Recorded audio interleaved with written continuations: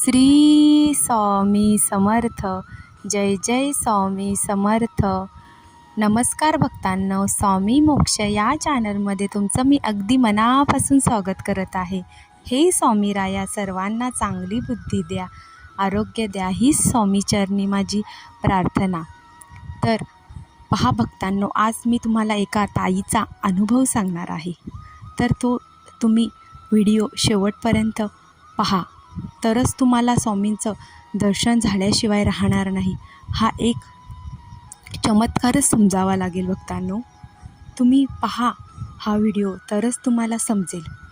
तर ह्या ताई अक्कलकोटला आपल्या फॅमिलीसोबत निघाल्या होत्या. खूप त्यांची मनात इच्छा होती की स्वामींचं दर्शन व्हावं आणि त्यांच्या सान्निध्यात आपले काही क्षण निघून जावे आणि आपण त्यांच्या मुखातून निघालेले जी तारक मंत्राची शक्ती आहे किंवा जे स्वामींचं नामस्मरण आहे ते तिथे त्यांच्या मठात जाऊन आणि त्यांच्या सान्निध्यात जाऊन आपण त्यांच्यासमोर बोलावं, ही त्यांची खूपच इच्छा होती ताईंची. पण त्यांच्यासोबत प्रवासामध्ये एक गोष्ट वारंवार घडत होती. हे खूप त्यांच्या नंतर लक्षात आलं. स्वामी आपल्यासोबत आहेत, जवळ आहेत, हे आपल्याला इतक्या वेळा भेटायला आले तरी त्यांच्या ताईंच्या लक्षात आलं नाही. त्यांना खूप नंतर त्याची खंत वाटली. हा एक ताईंचा छान असा अनुभव आहे. तर पहा भक्तांनो, तुम्ही हा व्हिडिओ शेवटपर्यंत पहा. चॅनलला सबस्क्राईब करा, लाईक करा.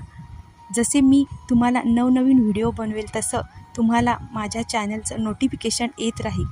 तर शेवटपर्यंत पहा हा व्हिडिओ.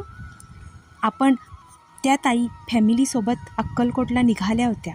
आपण जर फॅमिलीसोबत जात असतो तर आपले मिस्टर, म्हणजे त्या ताईंचे मिस्टर, सासू सासरे, मुलं आणि त्यांचे दीर, जाऊ, अशी त्यांची पूर्ण फॅमिली होती. तर आपण कुठेतरी छोटासा विसावा घ्यावा असं त्यांना वाटलं आणि मुलं होती त्यामुळे त्यांना नाश्ता, असं भूक लागलेली, पाणी पाहिजे असं ते काय सांगत होते. तर त्यांच्या मिस्टरांनी गाडी एक ठिकाणी थांबवली आणि त्या गाडीतून ते उतरले तेव्हा त्यांना एक तिथे झाडाखाली आजी दिसल्या. तर त्या आजी पैसे मागत होत्या. मला काहीतरी खायला दे गं, असे त्या सांगत होत्या.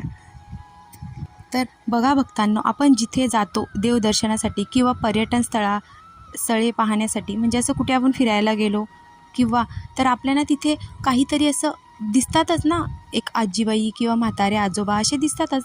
आपण असं सहज त्यांना काहीतरी, आपल्याकडे खिशामध्ये 1-2 रुपये असो किंवा आपल्या पिशवीमध्ये काहीतरी खायला असेल तर आपण त्यांना देतोच. तसं त्या ताईंनीसुद्धा दिलं.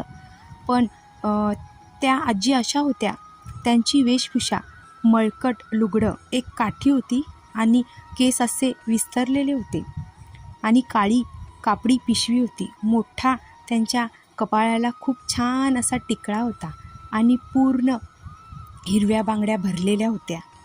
खूपच थकलेल्या विचारांच्या होत्या, बिचाऱ्या थकलेल्या चेहऱ्याच्या होत्या. तर ती सांगत होती की 20-10 रुपये दे गं मला ताई, मला खूप भूक लागलेली आहे. तर त्या ताईंनी तिला पैसे दिले आणि खायलासुद्धा दिलं.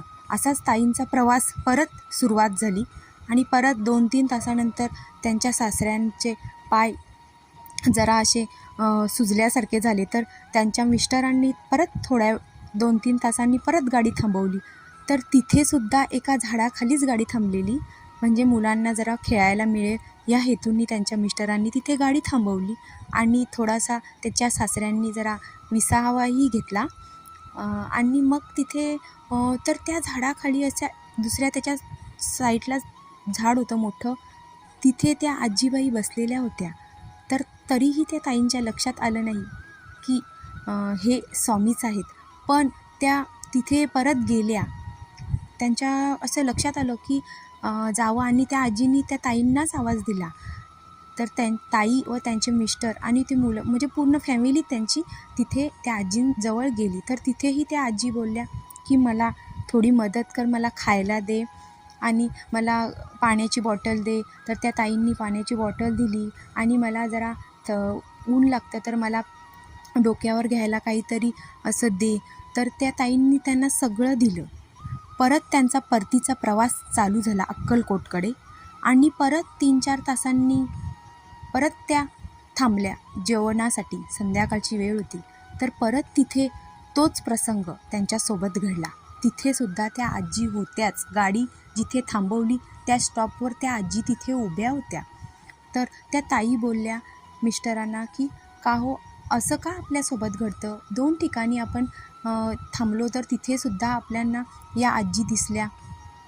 आणि मला असं जाणून समजून असं का होतं की हे स्वामीच आहेत, हे स्वामीच आहेत. पण तरीही माझं एक मन सांगतं की नाही, या आजी आहेत तर यांना हे ज्या मागतात ते आपण त्यांना देतो आणि आपला परतीचा प्रवास परत आपण सुरुवात करतो.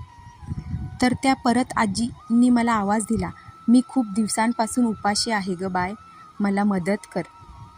मी तर सहज त्या आजीला सांगितलं की तुम्ही 2 तासापूर्वी आम्हाला तिथे होत्या आणि आता इथे आम्ही थांबलो तर इथेसुद्धा तुम्ही आम्हाला आम्हाला भेटल्या.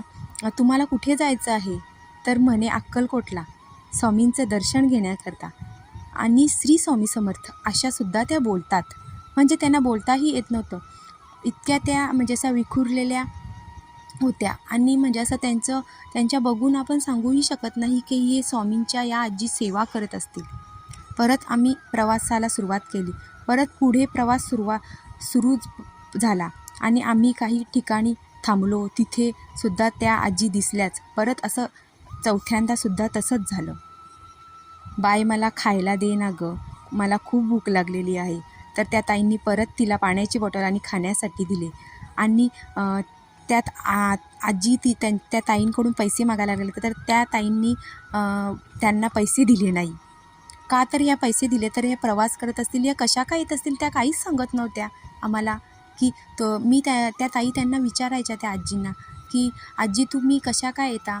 आम्ही जिथे जातो तिथे आमच्या तुम्ही मागेच असता. तुम्ही प्रवास तरी कसा कुठल्या गाडीने प्रवास करता ते आम्हाला सांगा. तर त्या काहीच सांगत नव्हत्या. फक्त खायला दे, पैसे दे आणि पाण्याची बॉटल दे, एवढंच फक्त सांगत होत्या.